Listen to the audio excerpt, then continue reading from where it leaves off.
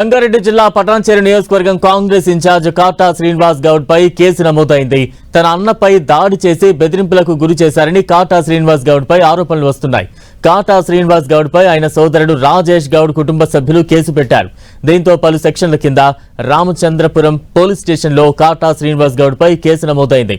గొడవకు ఆస్తి వివాదమే కారణమని సమాచారం. మరోవైపు కాటా శ్రీనివాస్ గౌడ్ పై ఆయన వదిన కాటా సునీత ఫైర్ అయ్యారు. ఆస్తి పంపకాలపై మాట్లాడుకుందామని పిలిచి తన భర్త రాజేష్ గౌడ్ పై కాటా శ్రీనివాస్ గౌడ్ దాడి చేసి దౌర్జన్యానికి పాల్పడడం నీతిమాలిన చర్య అని ఆగ్రహం వ్యక్తం చేశారు. అధికారం అడ్డు పెట్టుకుని తమ భర్తను గళ్లా పట్టుకుని కాటా శ్రీనివాస్ గౌడ్ కొట్టారని ఆరోపించారు. గౌడ్కి రాజేష్ గౌడ్ పుట్టలేడని ఒక స్టేట్మెంట్ ఇచ్చిందంట. మీరెవరు సార్ చెప్పడానికి ఆ మాట? 100 కోట్ల ఆస్తుంది కదా నీకు నీ అన్నదమ్ములకి. చిల్లి గవ్వ ముట్టకుండా కట్టుబట్టలతోటి అమ్మీన్పూర్ వదిలేసి వెళ్ళిపోతాను. నేను లేని సమక్షంలో నీ అధికారం పెట్టుకొని అపోజిషన్ పార్టీ లీడర్ మీద నువ్వు దౌర్జన్యం చేస్తావు. దమ్ముంటే ధైర్యం ఉంటే రాజకీయంగా ఎదుర్కో. ఆ సీట్ 50 లక్షలు మేము టికెట్కి ఇచ్చింది సార్ మా హస్బెండ్.